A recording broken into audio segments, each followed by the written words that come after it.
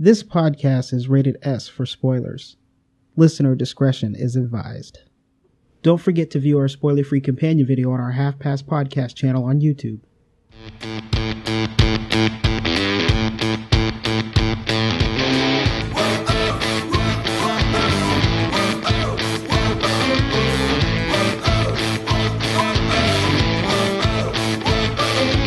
Welcome to the Half Past Podcast. This is episode 42, the movie review of Finding Dory. I'm Graham Ricks, and here with me is my friend and co-pilot, Ian Jones. Hey, how you doing, buddy? I am doing okay, I guess. You know, I have had a rough couple of days. Yeah. Sounds that way. Yeah, I got into a wreck last night, which was just absolutely terrible. It was a small one, but it was enough to dent in my hood. So it's just one of those frustrating cosmetic type things. Sometimes I wish I would just freaking just total the car. Let's just start over. Hey, isn't that when one of those times you wish you had a real life undo button? Oh yeah. Oh God, that would be great, man. Like bam, undo. Or like, I can remember one time when I broke my toe because I did something really stupid and dropped something on it, and I was like, wow, do I wish this is going to be a month of me walking around without because there's nothing you can do about it. You just has to heal on its own. Yep, it just has to heal on its own. Going to a doctor. It's funny that you say that because there was a time period back when I was just a kid and I was living at home, and I had to take something out of my dad's truck or something. And what ended up happening is it was like this thing full of, it was about as a paint bucket, but it was filled with a bunch of heavy metallic stuff. Uh-huh. And for some weird reason, my dad was like, hey, could you go bring that inside? And I'm like, all right. And because he caught me while I was in relax mode, I didn't have any shoes on because I'm, chilling. And so I go out there like an idiot and take this bucket, and it's way heavier than I thought it was going to be. But I take this bucket and I pick it up and I just drop it on accident. Bam! Right onto my toe. And it hit. Good. Oh, that's a tasty. And it hit right at the toe right next to the big toe. Bam! Oh no. Oh, that's worse. Oh. It cut it.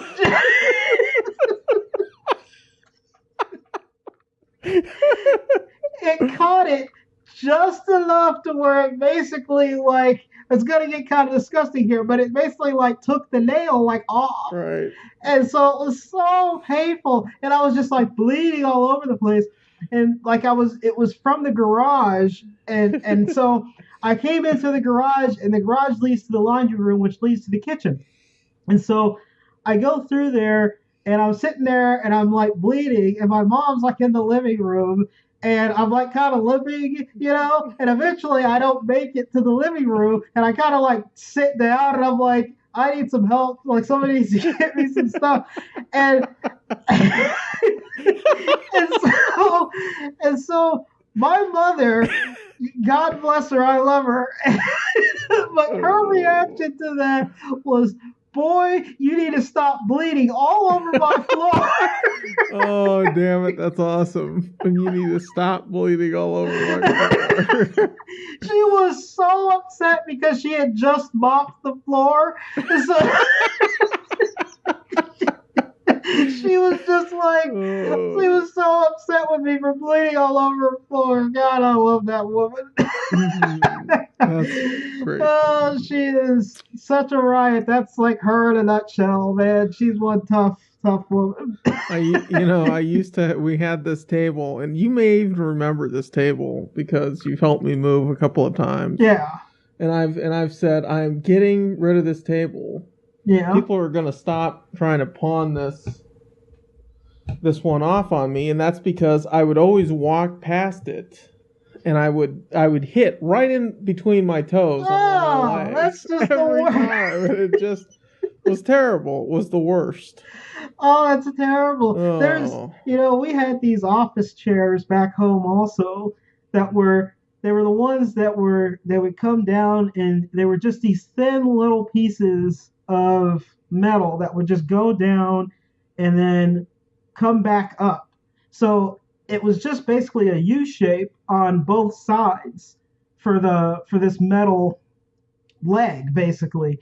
And it was really thin. It was just big enough to get in between your toes. And I remember we had a bunch of those chairs, and every once in a while you'd hear a family member just go, ah! right, yeah.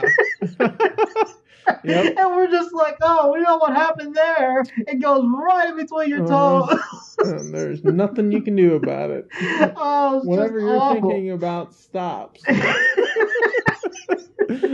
And all you have is a pain that you can do nothing about. Yep. And every time you're like, I'm never doing that again. We're getting rid of these damn things. It's like the same thing afterwards. We're getting rid of these. I'm never doing that again. Oh, that's just fantastic. Until it happens. It always gets you after you've forgotten. All right, we've gone way too far into this already. Although I love the story-filled podcast. Those are my favorite ones. Story-filled podcast. Let's do this. Let's get into this incredibly white animated movie. But, well, okay. Before we do that, though. Before we do that, you and I discussed that we wanted to take a moment and just talk about Anton Yelchin and Star Trek. Normally, during this part of the podcast, we'll talk about a trailer, but we decided to go ahead and just do a little talking point on this because, he died over the weekend. And so it was really kind of upsetting because, he's really young. He's like 27 years old.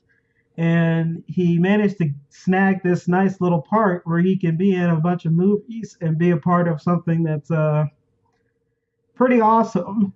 Yeah. And to be a part of Star Trek in any sort of fashion is always awesome, and it's always a good thing. And so it's depressing that we kind of lost him at a young age in a really bizarre way. Also, and a freak vehicle accident. Yeah, right.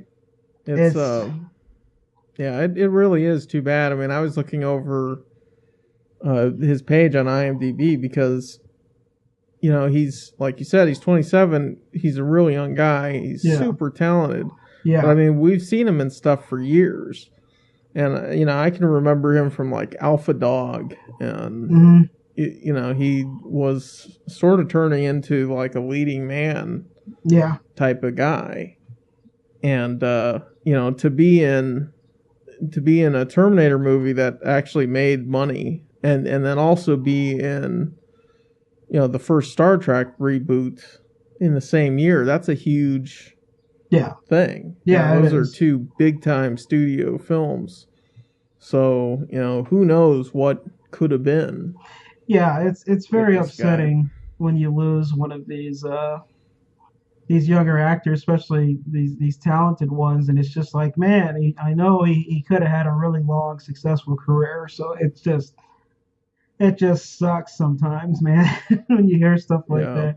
You almost want to you hear when these young guys, they get into accidents and everything, and it's like, man, you just wish that they were just a little more, I don't know, house friendly, sticking around and making sure that they're safe so they can continue their careers on. But I totally get it. If you got some money and you want to go and hang out and have a good time, I would do the same thing.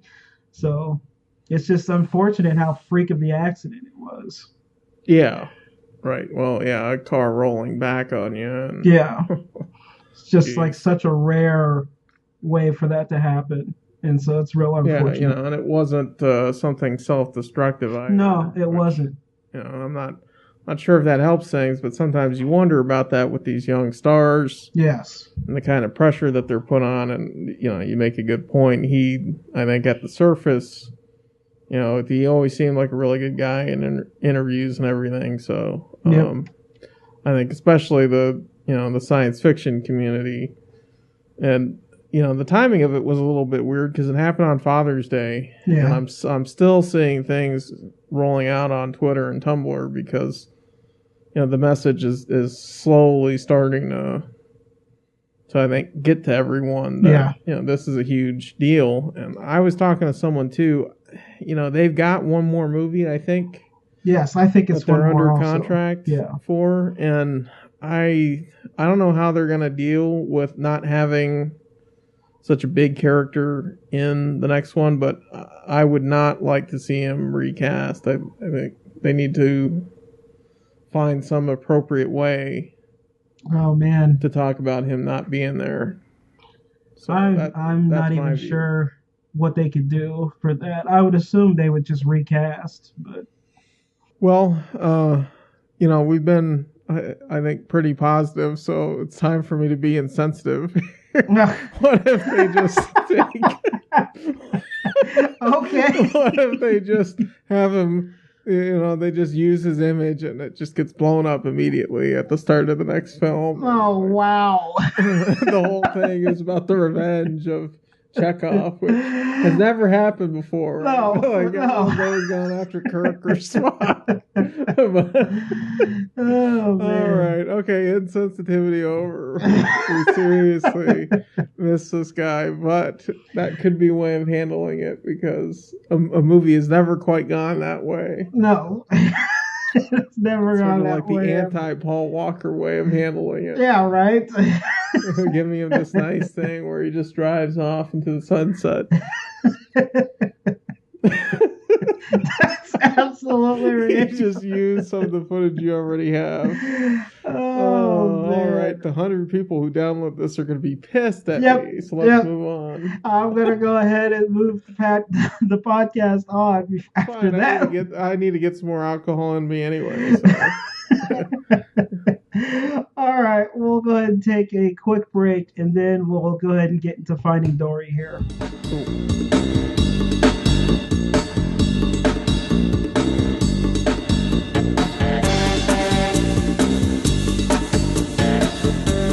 The friendly but forgetful blue tang fish reunites with her loved ones, and everyone learns a few things about the real meaning of family along the way.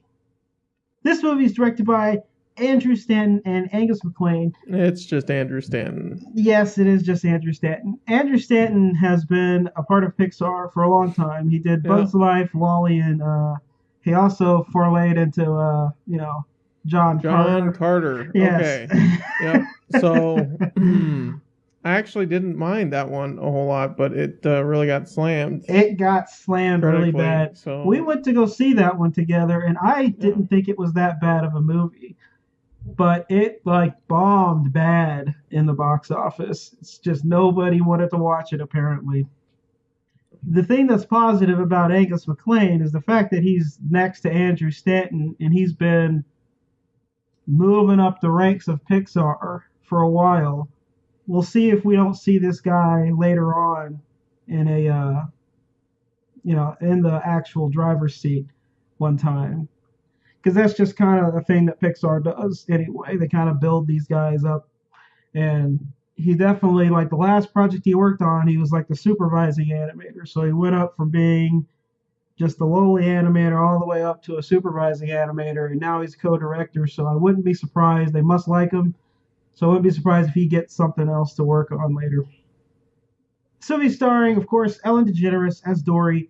She was in Mr. Wrong, EdTV, and, of course, her own talk show that she's had for years now. Albert Brooks as Marlin. He was in The Scout, Out of Sight, and Drive. Ed O'Neill as Hank. He was, of course, from Married with Children, and one of my favorite TV shows currently is Modern Family. And I absolutely love that freaking show. So I definitely enjoy Ed O'Neill. Caitlin Olsen as Destiny. She was probably most known for It's Always Sunny in Philadelphia. She's Dee. Yeah.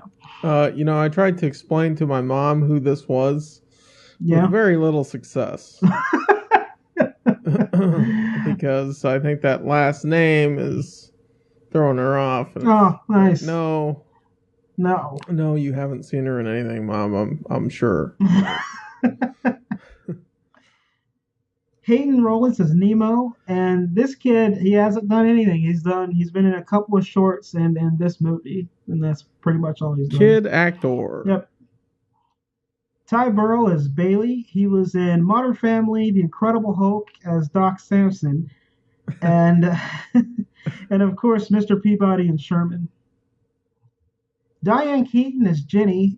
She was in The Godfather, Annie Hall, and Father of the Bride. So she's, another one of those. She's been around for a very long time. I think she's been acting probably since the 70s. And and so she's definitely a big name. But it's so weird when you get these older actors that just end up becoming mothers and fathers. Right. She hasn't done anything in a while, and she probably doesn't need to. Oh, I highly doubt she needs to do anything. What's weird is we would see her. My sister would see her all the time in the ladies' restroom at the airport. Yeah. Now, one time we saw her at the movie theater here. She's got family in Tucson, or did, because we would see her a lot. Wow. Huh. Just, she would go to like a movie theater and check out a movie. Or we would see her at the airport, probably, Yeah, that's crazy. Leaving. It was just. So was it just people all around her? No, I mean, it's almost like you said. She kind of has a way of just blending into. The background, sort of. And that's so weird because she's an Academy Award-winning actress. Right. She just doesn't. There just isn't ever a fuss around her. She's got like a big old mom bag with her. Wherever she goes. I mean, it's been a while, but I can remember when we were kids, when Father of the Bride 2 came out, we were seeing her a lot. That one specifically because she asked my sister if she had seen it yet. And I really wished Ashley had lied and said yes. But Ashley told I remember this. She told Diane Keaton she hadn't seen her movie. Right. I remember wanting to slap my forehead when she told that to Diane Keaton. And because it just, because we were going to go see it, right? Right. But I mean, that's probably... That's terrible. It's almost backhanded. And I'm like, Ashley meant nothing by it. But I remember being old enough to be like, no. If you're gonna insist on going up and talking to this person. Well, there's one thing that your sister can always say. She's never lied to Diane Keaton. She's never lied to Diane Keaton. Right. That is just such a great little story. Yeah. The last one we have on this list is Eugene Levy as Charlie. He was in Multiplicity, Almost Heroes, and of course American Pie. You got anything else for these characters? No, I don't. All right. I don't want to talk about it. You haven't met some of these other actors? No, just Diane Keaton. All right, so we're going to take another quick break here, and then we're going to go ahead and get into the actual meat of the podcast and have a little fun with this one.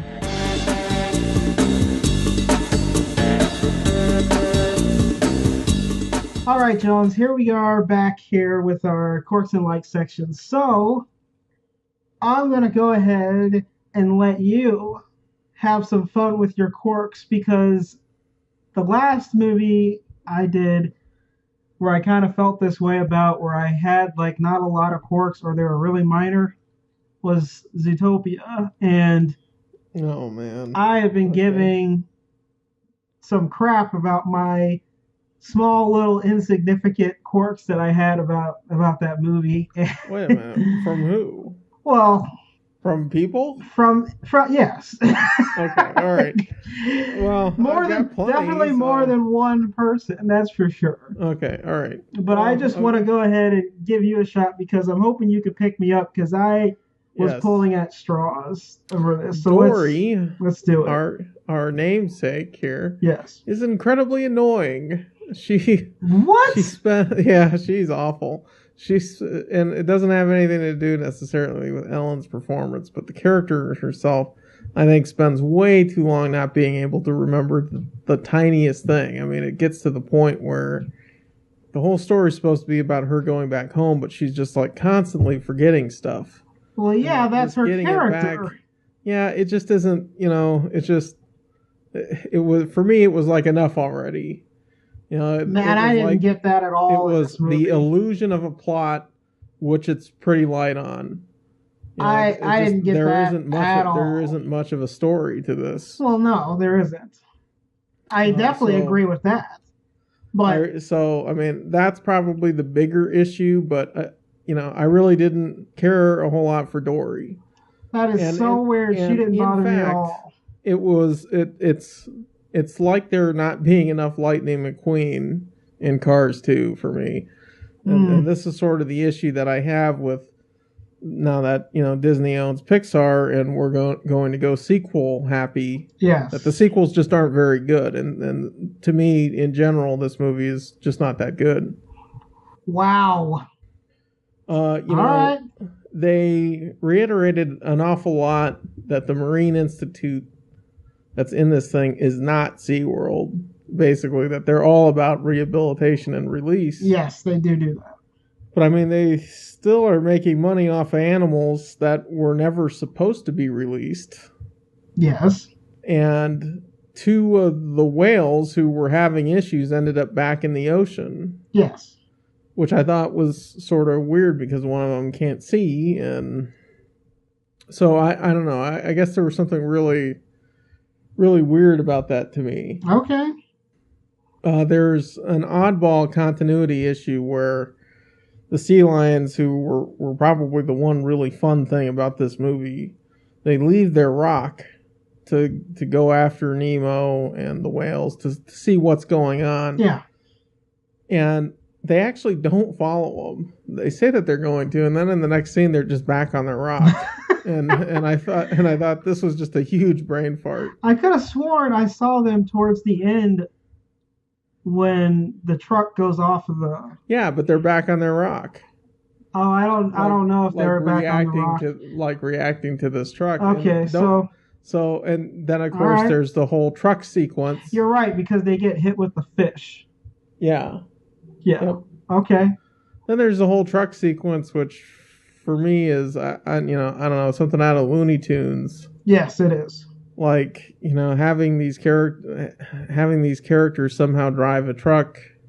I'm just not there. It's a little too Toy Story-ish for something, for a bunch of fish who wouldn't know how to do that anyway. This is an animated cartoon, but yeah. And here's the other thing, and so I feel like those last 2 things are a little nitpicky. Yeah, they are. But I have a really big problem with this, and I've said it before in animated films. But, there's a Sigourney Weaver problem in this movie. Yes. And it's actually because they don't have enough gags in it. They just don't have enough things that are funny. So it's sort of a cheap thing that the animals are referring to this disembodied head as Sigourney Weaver. Listen to the Sigourney Weaver. This was kind of like how I felt in Happy Feet and how I felt when Pixar did this in WALL-E, where all of a sudden there's this human there in like an animated film. Yeah. And I'm wondering why the hell that needs to be the case. So did you not have an issue with this? I did not have an issue with it at all. All of your issues that you're saying, I did not have an issue with the movie at all. I think the biggest problem with the movie that I would definitely agree with you on is it's light on plot, and it is. That's definitely a fact. And I'll also say too, from a technical standpoint, with the exception of one thing, they don't really push the marker. This isn't like the little. What was that last one? The Good Dinosaur. The Good Dinosaur, which is like this.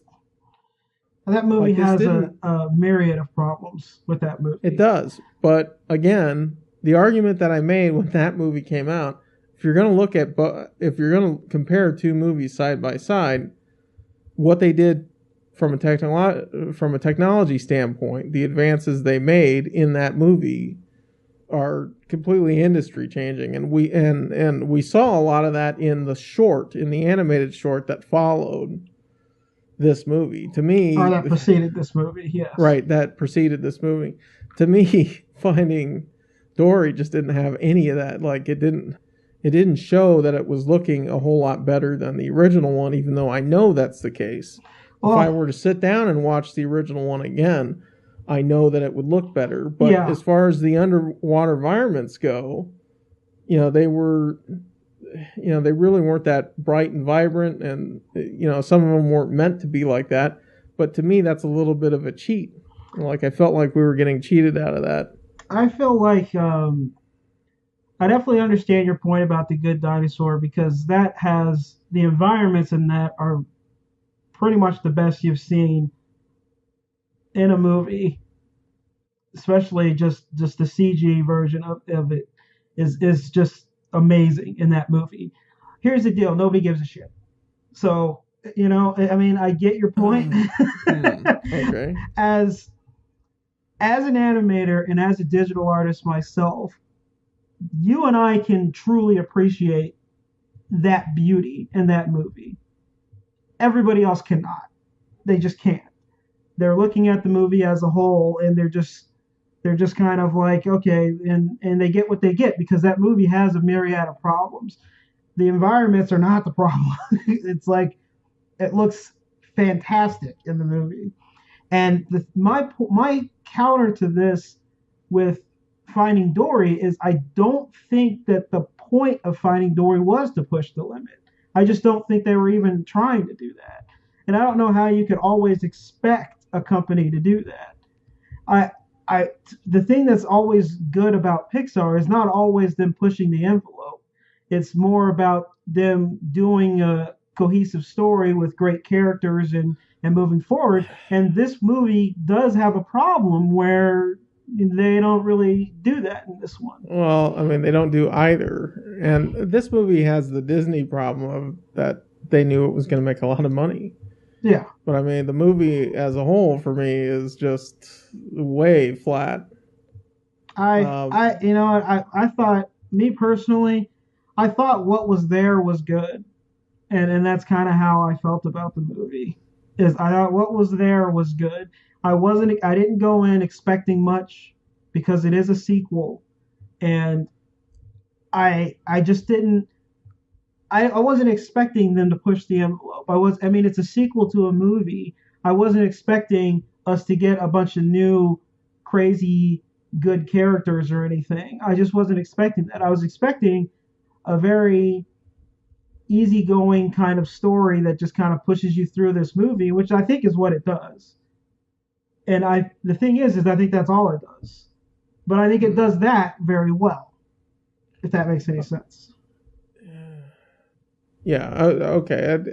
I guess I see what you're saying. I mean, it's still better than most, from at least that little bit of cohesiveness. It just, like, there are no risks for me taken in this movie. Yeah, and I totally understand that. And it's beneath Pixar. Like, I felt that they took more risks with doing the sequel to Cars. Yeah, and then that's the movie that nobody likes. That's like one of their one of their worst movies, man. So, I mean, well, I don't know. For me, this is a huge swing and miss. So I did not agree with you to see on that what one. you got. I've got one like in here. Okay, well, let's go ahead and get into the likes then. So the first thing I want to say is I kind of enjoyed them adding in this octopus character, Hank. Yeah. I really like that character, and I think he's a big part of the movie, and I think he's effective. And I even like the way they did his like slimy, slippery skin, and the effect they used where he was doing the camouflage. I thought was great, and I just really enjoyed all of that little aspects about his character. I also like that character actually kind of grows a little bit, not a lot, but he grows a little bit. Well, You I mean, know, I would argue that he saves this movie. This movie is just absolutely dead without this character in particular. I and mean, this was a big character to have come in like around Act Two yes, and pump some energy into things. yeah, and I think that is probably the biggest plus to this movie was actually this character. I really enjoyed that. The other thing I thought that was definitely pretty interesting is I sort of liked the effects they had with Dory kind of regaining her memories. They did this little spin around turn thing, which we've seen before, but they did it almost too much. But they definitely didn't completely lose it. And there's a lot of that in this movie where when something emotional happens to her, it does this little turn. And when she finally figures out about the shells and everything, or when she finally gets there and they're not there, when she's following those shells, there's like the ghost versions of them that kind of lead her along and as she's remembering. And I thought that that was just a nice effect. The other thing I really enjoyed about the effect when it comes to the emotional aspect to it is they did this really cool effect when she realizes that her parents aren't there when she gets to those tanks when they're on their way to Cleveland. They do this like, world kind of just completely crashing down, and I thought that they effectively showed that in those shots. I thought that the way they, again, like you were saying, this movie's very safe. And one of the things that makes it very safe is that they definitely hit it on the first film a lot. They cut back to it pretty often. And the thing is the thing I like about that is their sequels do this all the time. But the thing I like about it is the cutbacks drive the story forward. And I think that that's an important distinction in this movie. Even though I get it, the story's not that impressive, but at least it's pushing the story forward. Respectfully, I have a huge issue with that. I didn't even mark that as one of my things, but because I haven't seen it in years, and I went and saw this with my family. One of them mentioned that they liked all these cutbacks, and it was completely lost on me because I didn't watch the first one again. And I would argue that, why the hell can't this just stand on its own as its own thing? If you're going to wait 10 years or however long it was. Here's the deal. I think the problem you have with this movie is you're expecting a lot more than what everybody else was. Well, it's Pixar. I get that, but the last movie we saw with Pixar was Good Dinosaur, right? Which again, the thing that I keep harping. I definitely understand that the environments are great, but the movie is not good, man. You know that movie is not a great movie. Like about as good as this one, I would say, as a whole. And that's fine, and that's definitely your opinion on it. But I'm just saying that The Good Dinosaur was not that good of a movie. The thing that they did so well was the background environments, which, by the way, is always something that nobody cares about. Like that's not even a thing to people most of the time. Okay. I don't even know it. Like I understand it because I'm that person. Like I see what you're saying. I still want to strangle you. I mean, how many? We both went to school together, right? When we were learning how to do all this stuff. There were none. I already know what you're going to ask. There were no environmental artists. Thank you. I'm telling you, nobody cares. But I mean, I care. I wanted to be an environment artist. That's the kind of stuff I thought was interesting. I think it's important. Well, I think its value is undervalued. That is perfectly fine. Right. But even you wanted to be a character animator. I know. I don't know what to tell you. Those are the guys who get laid. Fantastic. Let's just show our cards right now. Fantastic. Everybody knows that those guys are the rock stars, They are. And then the environment artists are the freaking bass players that nobody cares about. I don't know what to tell you. They're the backup vocals. I don't know what to tell you. So I understand your point, and I care about it, but you have to realize that the world does not. It just doesn't. It's not a Right. thing. So I don't even know what to tell you with that. And I feel like that's what you had a huge problem with this movie is because I feel like you were expecting more than what you should have. It's a sequel, and the only time Well, the only time that Pixar has done a very successful sequel is Toy Story. They've done very uh-huh. well with Toy Yes, Story. yes, they They've have, done very haven't well with they? Toy Story. All three of those were fine. They are all good. So I kind of don't want to hear it. Other than I think this is proof that some people, and I'm not going to say who, are getting stretched a little thin. Because in the same year and this goes back a couple of years of production, but in the same year when they release a movie that is so much better, like this shouldn't even be in, like if Pixar Wow. gets an Academy Award for this, it would really be an injustice, and Well, it's the same two studios well, going head to here's the head. deal. I don't disagree with you there. Okay, I do not disagree with you there.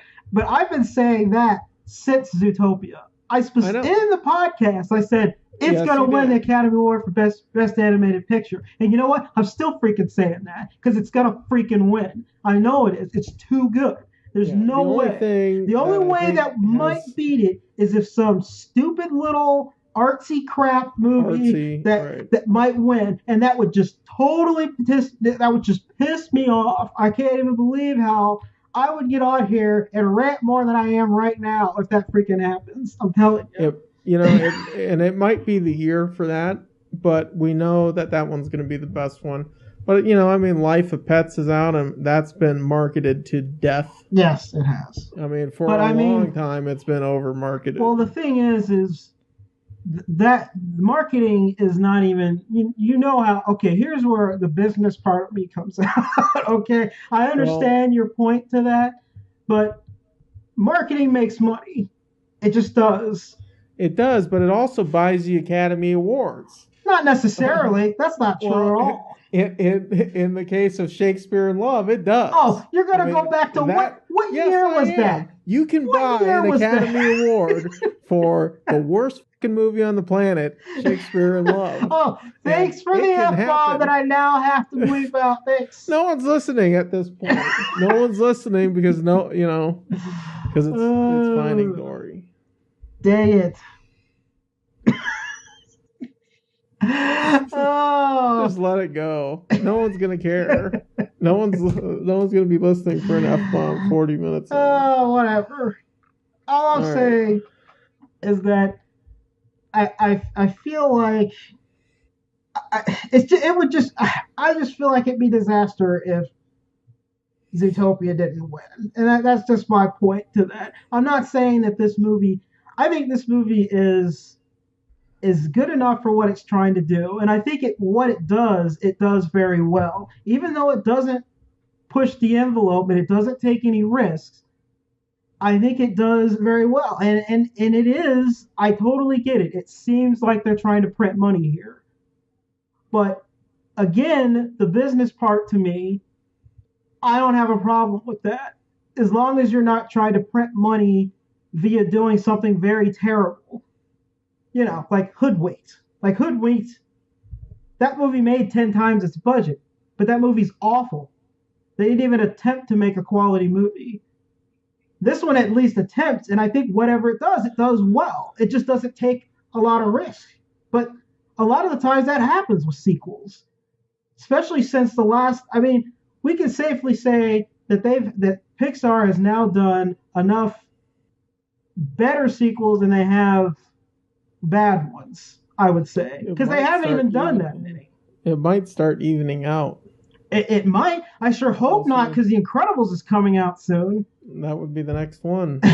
So I sure hope not. Toy Story 4 could also eat it. Toy Story 4 might eat it. That one they should definitely leave alone, but clearly that's not what's happening.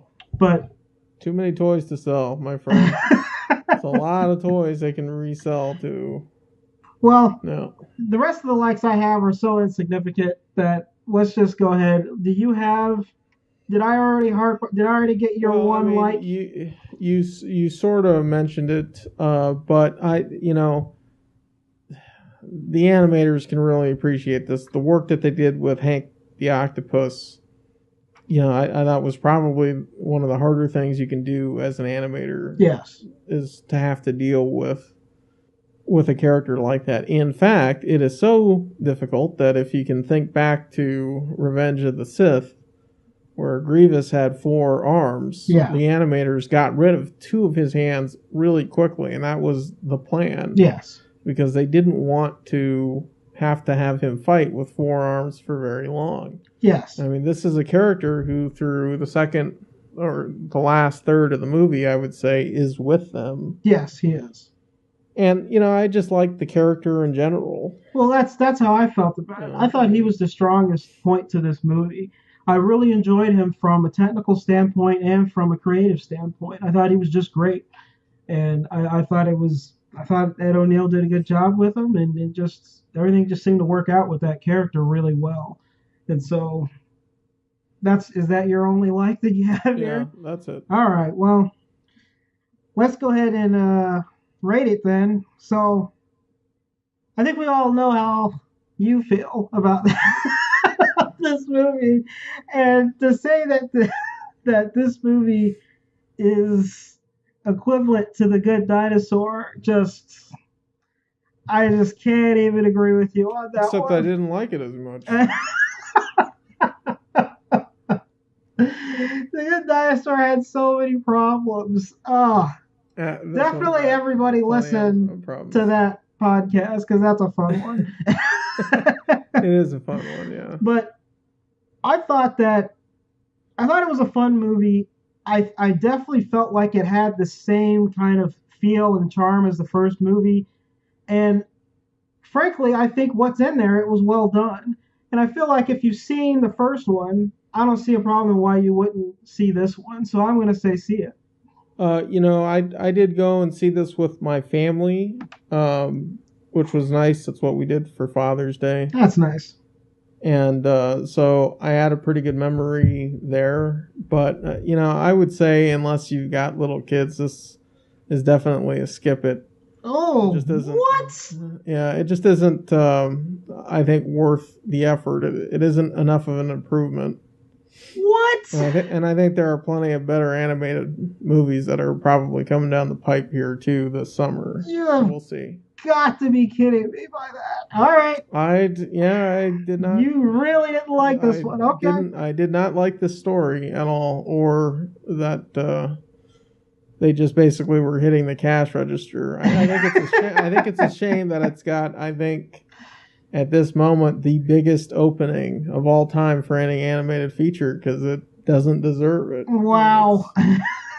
And the thing is I could tell just from the trailers, because they just weren't showing anything, and I was just like, oh, this is not good. All right. Like, they could do how many Shrek movies are there? 4 or 5? There's like 4. If they did another one, they would probably have more stuff. You've got to be kidding me. You are just like movie. Out of control right now. It's hard to fly off the handle, man. But what the hell? Jeez. How do you hate this movie so much? It just isn't very good. Everything they did is fine. It's really I totally get. Doesn't live up to the original. I get everything that you're saying, and I still feel like you're being crazy. Again, I said unless you've got little kids to drag along with you, skip it.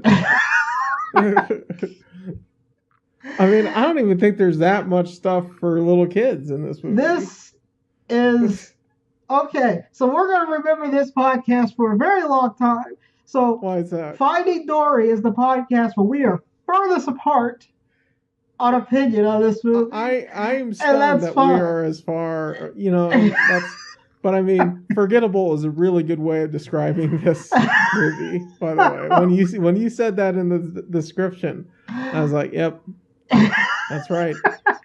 I wanted to forget seeing this.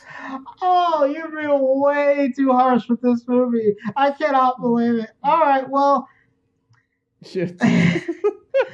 If anybody wants to contact us and tell Ian that he's nuts, or tell me that I'm nuts, I feel like a lot of people love this movie, so I don't know what to say. You can always contact us on our home on the web, halfpastpodcast.com. Like us on Facebook. Rate us on iTunes and Google Play. We're on Stitcher and Libsyn. Email us at halfpastcast@gmail.com. That's halfpastcast@gmail.com. That's probably the best place to get to us. Yeah, because I'm not on Twitter anymore. Tweet us at halfpastpodcast. I still view the Twitter. Yeah, okay. Well, just email us your questions. Thank you for listening, and thank you for your support. And I don't have what we have this coming week written down, but it is Independence Day Resurgence. So that's what we're going to watch this weekend. That movie looks absolutely like it, it looks absolutely terrible, but it looks crazy fun. I hope it's just as fun as the previous one. And not a drag. And I want it to be a popcorn crunchy, just BS action little movie with some fun stuff in it, and let's just get it done. That's what I expect from this movie. Yeah. All right? Yeah. Are we in agreement that that's what we expect? I don't even want a good movie out of this. Yeah, I like that you're going in not wanting a good movie. You just want to be entertained, and that's fine. That's what I want from this movie. I don't want to see these B-list actors trying to cry anymore. Oh my God, he's dead. No, don't. Just soldier on like they do in other sci-fi movies. They just don't seem to care that much that their buddies are dead. Oh, that's awesome. My friend's dead and I can't act my way out of a paper bag. This is the Half Past Podcast. I'm Graham Ricks. Jonesy. Just keep swimming. Ooh. Just to piss you off just a little bit. Yeah. See you next flick. Well done.